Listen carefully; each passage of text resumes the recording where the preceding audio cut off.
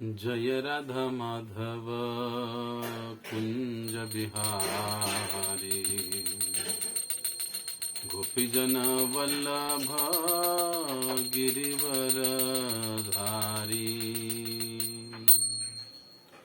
जय राधा माधव कुंज बिहारी गोपीजन वल्लभ गिरिवर धारी।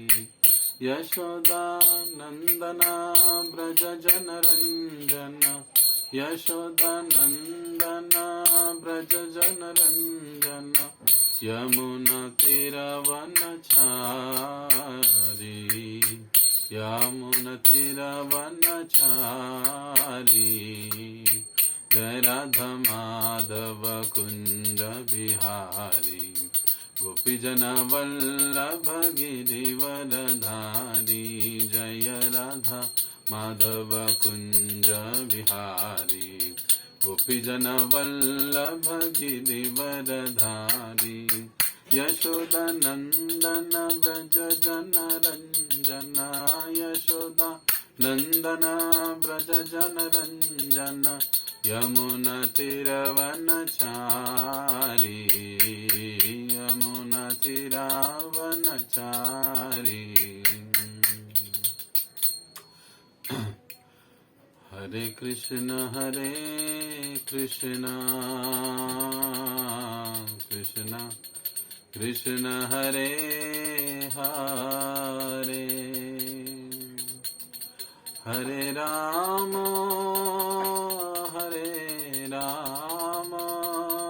राम राम हरे हरे हरे कृष्ण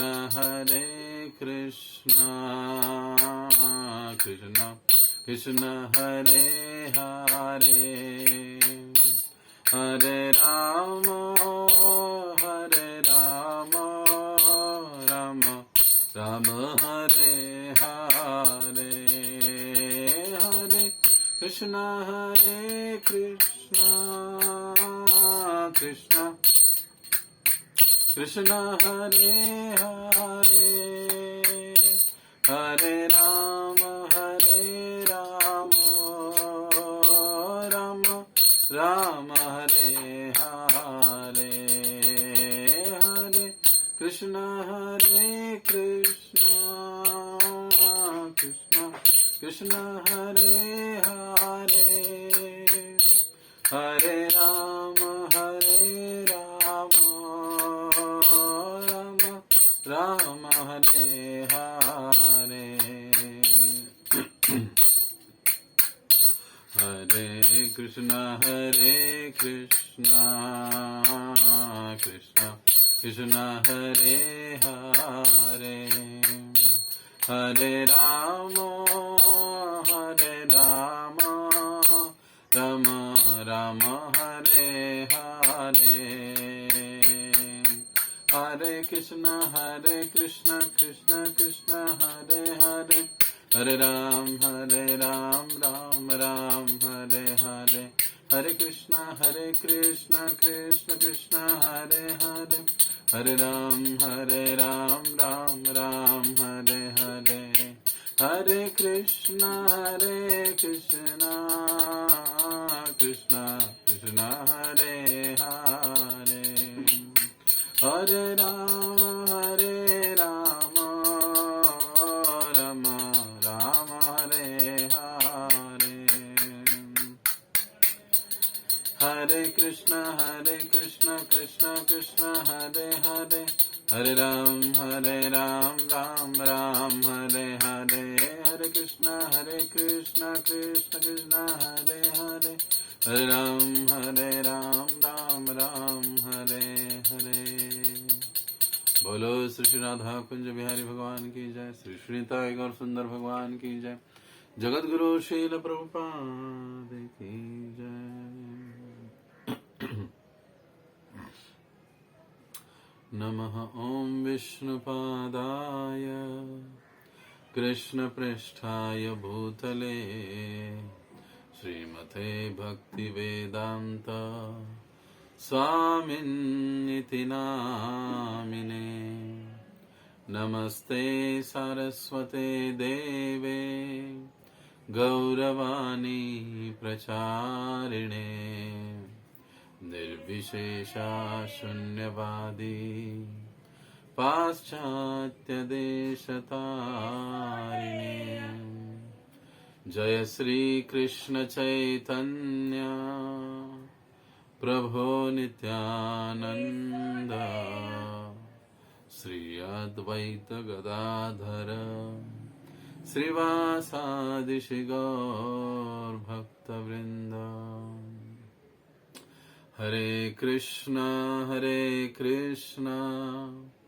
कृष्ण कृष्ण हरे हरे, हरे राम राम राम हरे हरे। मूकं करोति वाचालं पंगुं लंघयते गिरिं, यत्कृपातमहं वन्दे श्रीगुरो दीनतारिणम्।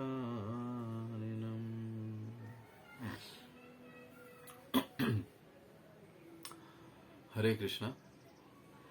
तो श्री दामोदर अष्टकम की व्याख्या के इन सत्र में, चौथे सत्र में आप सभी भक्तों का हार्दिक स्वागत है। कल तक हमने दामोदर अष्टकम का पहला कड़ी पूरी की, जिसके शब्दार्थ, व्याख्या, भावार्थ आदि पर हमने विस्तार से चर्चा की। नमामीश्वरम सच्चिदानंद रूपम लसत्कुंडलम गोकुले व्राजमानम यशोदाभियोलुखलाद्धावमानम।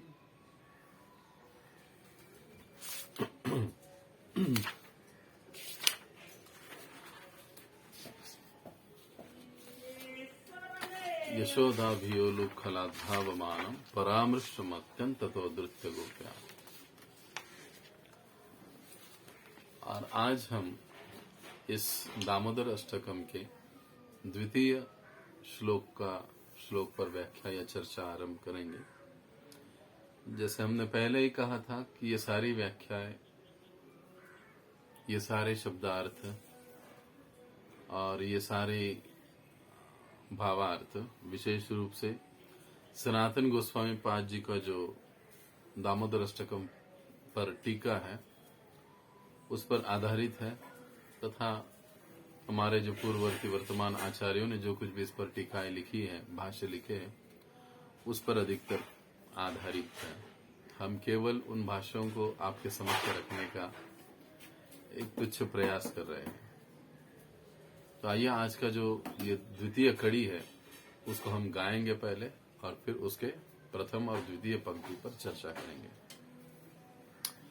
रुदन्तमहुर्नेत्र युग्ममृजन्तम् कराम्भोजयुग्मेन सातङ्गनेत्रम्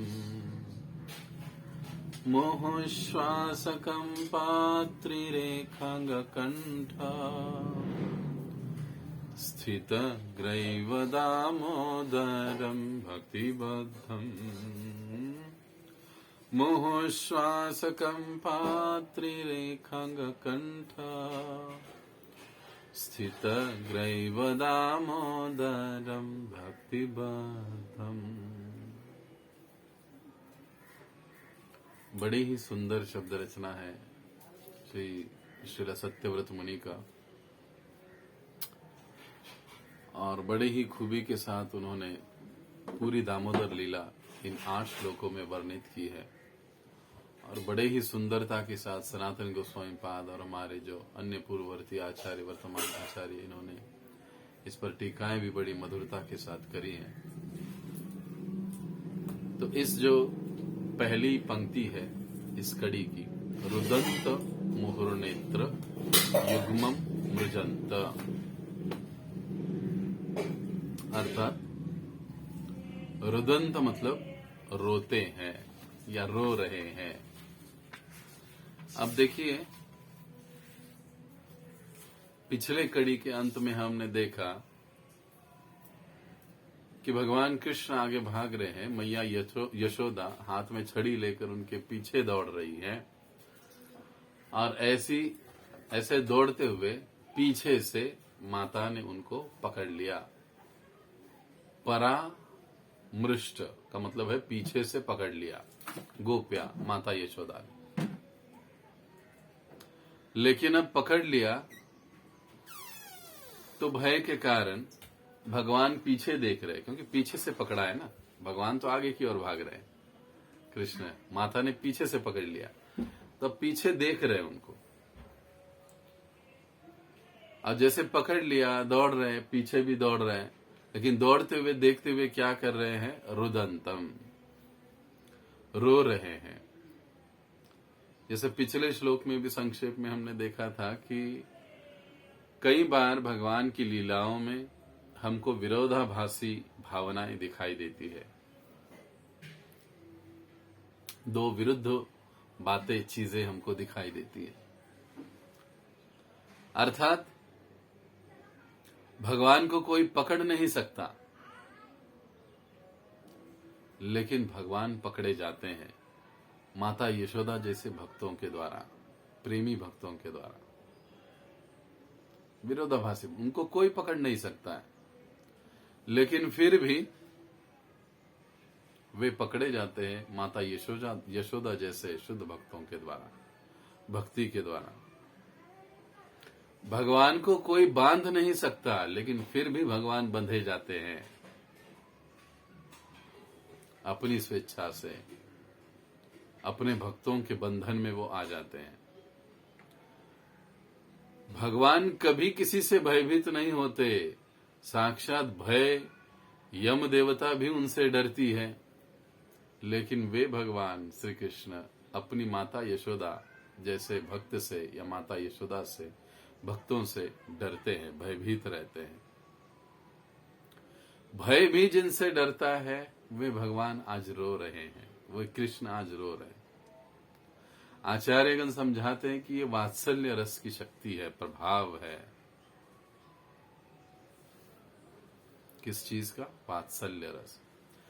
जैसे हमने पिछले श्लोक में देखा था, यदि हम भगवान को पकड़ना चाहते हैं तो भगवान जितना हमसे प्रेम करते हैं उससे अधिक हमें भगवान से प्रेम करना होगा।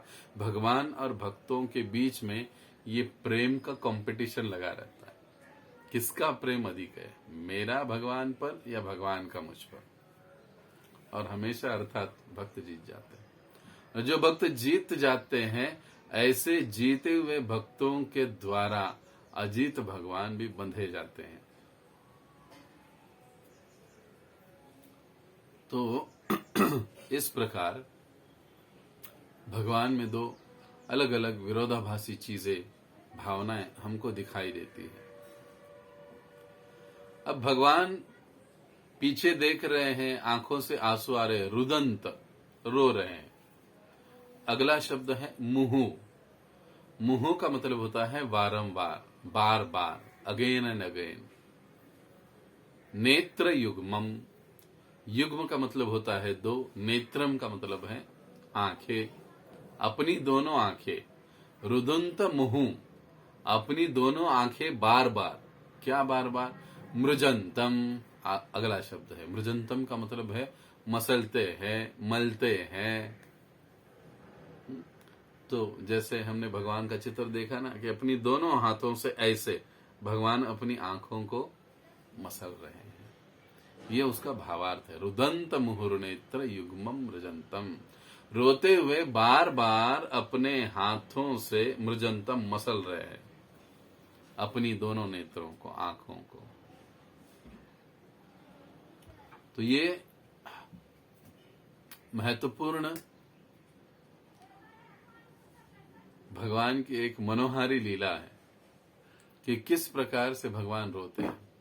यानी भगवान जो भी भूमिकाओं को निभाते हैं, करते हैं, वो 100% ओके रहती है। चाहे बेटे के रूप में हो, चाहे प्रेमी के रूप में हो, चाहे मित्र के रूप में हो, भगवान कोई भी जो भूमिका भगवान करते हैं, या भक्तों के साथ उनका संबंध होता है, उस संबंध में वो पूरे पूरे खरे उतरते हैं, पक्के, इस प्रकार से, और पूरे पूरे वो उस अपनी भूमिका को न्याय देते हैं। ऐसे नहीं कि जैसे तैसे कर लिया, जैसे तैसे कर लिया। तो यहां पर भगवान माता यशोदा के नन्हे से बच्चे की भूमिका कर रहे हैं, बिल्कुल ऐसे सर्वसाधारण कि इस लीला को, भगवान के रोते हुए मुख को, उनकी इस लीला को देखकर कोई भी नहीं कहेगा कि ये पूर्ण पुरुषोत्तम भगवान है। ब्रह्मा जी जैसे 4 स्वरों वाला व्यक्ति भी अगर भ्रमित हो सकता है, तो हम जैसे साधारण जीवों की क्या कहने। कई सारे भ्रमित होते हैं लोग, और भगवान की लीलाओं को, भगवान को ठीक से समझ नहीं पाते हैं। तो अब जैसे माता ने उनको पकड़ लिया, और पकड़कर अब वो पकड़ने के बाद वे रो रहे हैं, और रोते हुए, आंखों को मलते हुए वो क्या कर रहे हैं, देख रहे हैं। लेकिन अब मजे की बात है कि वो देख किसको रहे हैं, माता यशोदा को नहीं देख रहे हैं, वे माता यशोदा के हाथ में जो छड़ी है उस छड़ी को देख रहे हैं। क्योंकि भय माता से नहीं लग रहा है, भय लग रहा है माता के हाथ में जो छड़ी है उससे भय लग रहा है। क्योंकि आज तक कान्हा ने अपने माता का इतना आक्रामक रूप कभी देखा नहीं था कि दौड़ भाग कर उसको पकड़ भी लिया, हाथ में छड़ी लेकर दौड़ रही है, और अब जैसे पकड़ लिया, छड़ी को देख लिया, और दोनों हाथों से आंखों को मल रहे, रो रहे। और अब माता यशोदा उनसे कहती कि बोलो कान्हा, मारू, मैं मारू तुमको, इस प्रकार से वो कह रही, छड़ी को हिलाकर। और कान्हा उस छड़ी को, माता यशोदा की ओर नहीं देख रहे, उस छड़ी की ओर देखकर वो जोर जोर से रो रहे कि ना ना मैया, मुझे मत मारो, मुझे मत मारो, मुझे मत मारो। इस प्रकार से वार्तालाप हो रहा है। लेकिन माता अब बड़ी गंभीर है। वो सोच रही है कि एक तो कृष्ण खल है, खल का मतलब बड़ा ही नटखट है, और दूसरा ये उखल है, उखल, जिसके ऊपर भगवान अक्सर खड़े रहकर ऊपर जो छींके पे लटका हुआ, जो रखा हुआ जो माखन है उसको चुराया करते थे। ये उखल उसको हमेशा साथ देता है। लगभग गांव में अगर हम जाएंगे तो हर घर में ये उखल पाया जाता है, और कई बार माताएं, बच्चे उसका उपयोग है उसको ऐसे उल्टा करके उसके ऊपर खड़े होकर ऊपर ऊंचाई वाली चीज को लेने के लिए करते हैं। गांव में, देहात में ये दृश्य हमेशा दिखाई देता है। यहाँ तक कि हम लोग भी अपने बचपन में ये सारी चीजें किए हैं। अगर ऊपर जब दिवाली का समय होता था तो कुछ बनाकर जब रखा जाता था तो ऊपर के डिब्बे में रखा जाता था। घर में जो मैया होती थी वो ऐसे ऊपर रखती थी।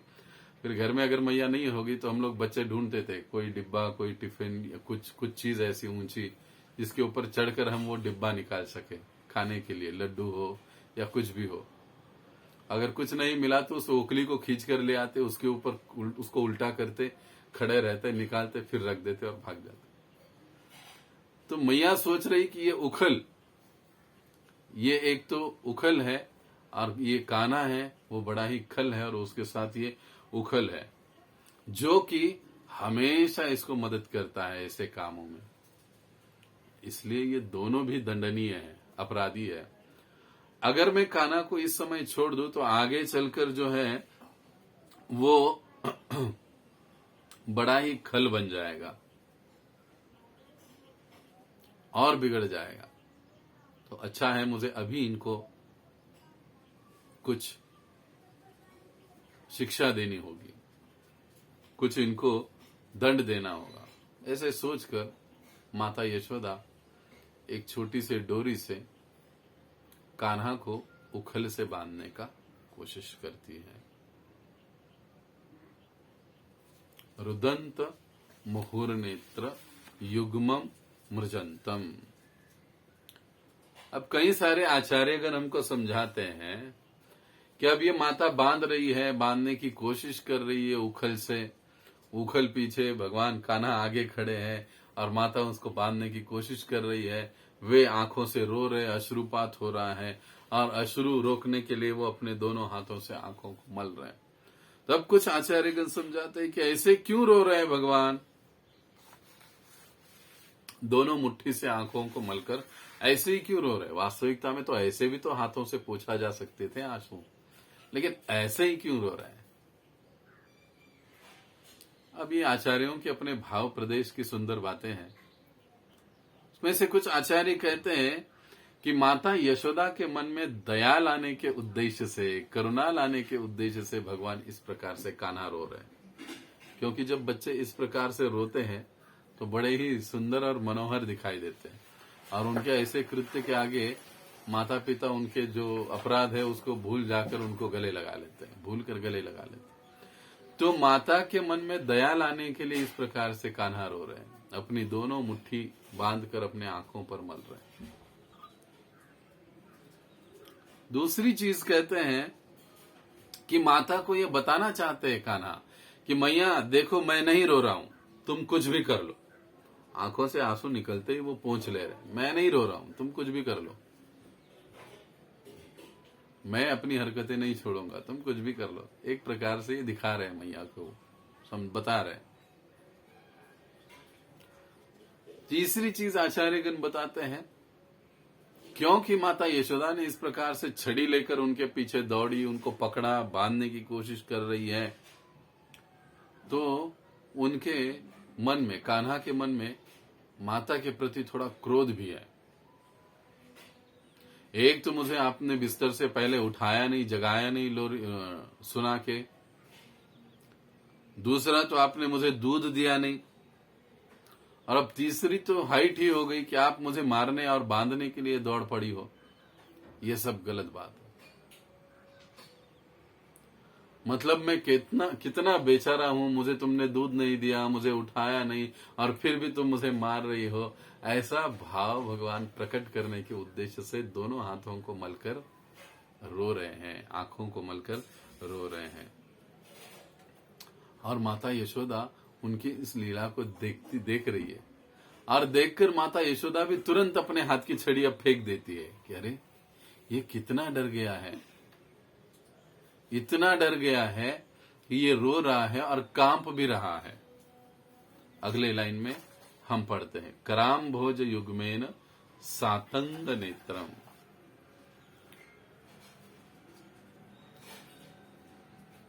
अब कराम्बोज, कर अंबुज, दो शब्द है। कर का मतलब है हाथ, अंबुज का मतलब होता है कमल। तो भगवान के हस्त कैसे हैं, हाथ कैसे हैं, कमल की तरह, बड़े ही नाजुक, बड़े ही सुंदर। और ऐसे नाजुक अपने हाथों की मुट्ठी बनाकर कराम्बोज युग्मेन, दोनों हाथ, दोनों युग्म यानी दो, कर अंबुज दोनों हाथों, दोनों हाथ, सातंक नेत्रम। सातंक नेत्रम का मतलब होता है स आतंक। सातंक शब्द जो है उसको अगर हम देखेंगे तो समझ में आएगा। स आतंक का मतलब है भयभीत, शशांकित, आतंक के सहित, भय के सहित। जब बच्चे डर जाते हैं तो डर उनकी आंखों में दिखाई देता है, भय उनकी आंखों में दिखाई देता है। तो इसीलिए सातंग नेत्रम, शशांकित आंखों से वो माता यशोदा की ओर ऐसे देख रहे, तिरछी नजर, और साथ ही साथ आंखें भी मल रहे।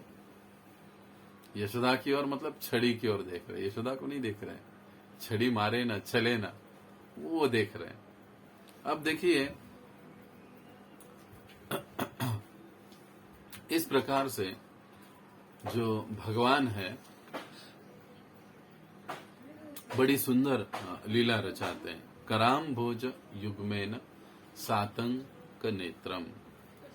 अब यहां पर देखिए सातंक नेत्रम, भगवान के आंखों में भय दिखाई दे रहा है। भगवान केवल अपनी भ्रुकुटी ऐसे करे तो 33 कोटि देवी देवता भय से कांपने लग जाते हैं। वो भगवान की आंखों में भय दिखाई दे रहा है माता यशोदा के लिए। ये वास्तविकता में भक्ति की महत्ता है। इसलिए हम भक्ति रसामृत सिंधु जब हम अध्ययन का आरंभ किए तो पहला जो उसका अध्याय था भक्ति के लक्षण, अंतिम छठा जो भक्ति का लक्षण है वो कृष्णाकर्षिणी कहते हैं हम लोग।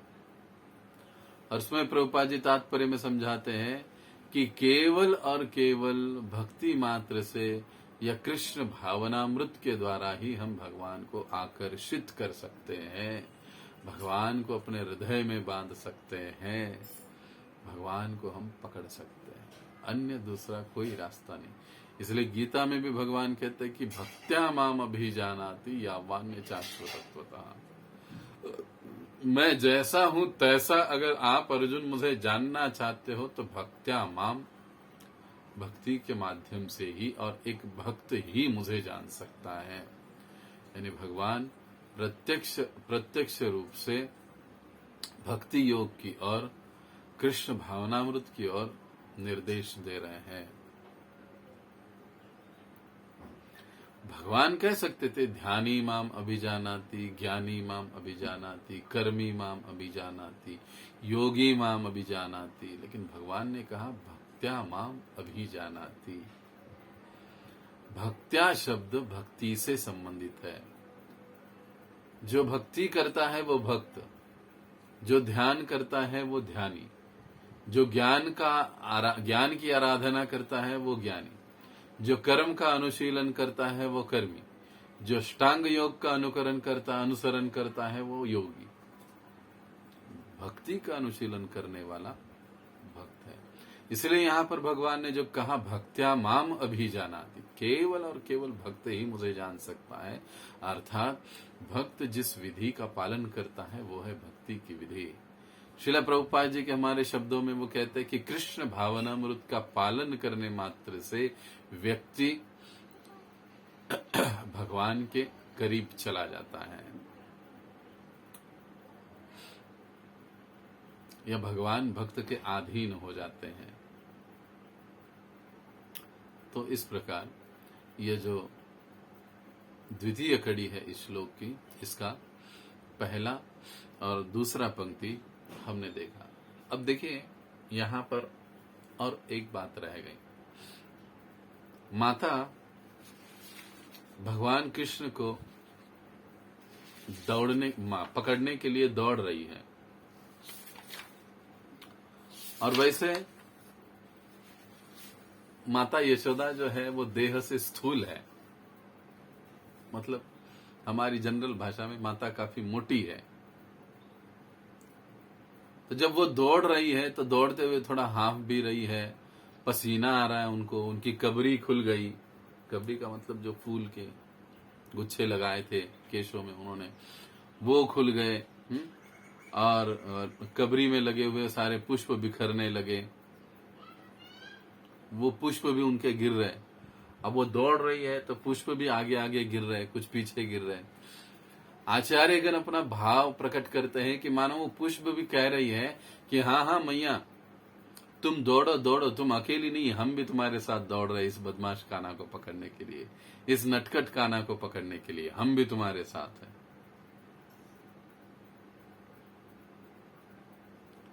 जैसे हम सुन रहे थे पहले श्लोक में, इस भौतिक जगत में सभी वस्तुएं जड़ हैं, केवल भगवान का नाम और जीव, इनको छोड़कर बाकी सभी जो तत्व है वो जड़ तत्व है। लेकिन भगवत धाम या गोलोक धाम में सभी चीजें, वस्तुएं, व्यक्ति, अर्थात व्यक्ति तो है ही चेतन, लेकिन समस्त वस्तुएं, चीजें वो चेतन होती है, उनका अपना व्यक्तित्व होता है। फूल भी बोलते हैं इसलिए, दूध भी सोचता है इसलिए, हाँ, ये बांसुरी भी बोलती है, अपना बात प्रकट करती है इसलिए क्योंकि आध्यात्मिक जगत में भगवान से संबंधित सारी वस्तुएं चेतन होती हैं, उनका अपना व्यक्तित्व होता है, उनका अपना स्वरूप होता है। अब दौड़ते हुए पकड़ा जब, तो पकड़ते हुए कुछ वार्तालाप भी हुआ था, हमने उसको थोड़ा संक्षेप में छोड़ दिया था। माता कहती कि अरे कान्हा कान्हा रुको, मारूं मारूं तुम्हें मैं अभी। और कहते हुए कैसे पुकारती है माता को? कैसे पुकारती है माता को? माता कान्हा को, हे बंदर बंधो। क्या कहते हैं उनको? बंदर बंधो, यानी बंदरों के बंधु। अब ऐसे जब माता कहती है, इतने पर नहीं रुकती है, फिर वो उसको कहती है, कान्हा को कहती है कि तुम चोर हो, हे बंदर बंधु चोर, अभी मैंने तुम्हें पकड़ लिया, बोलो अब मैं छड़ी से तुमको मारूं?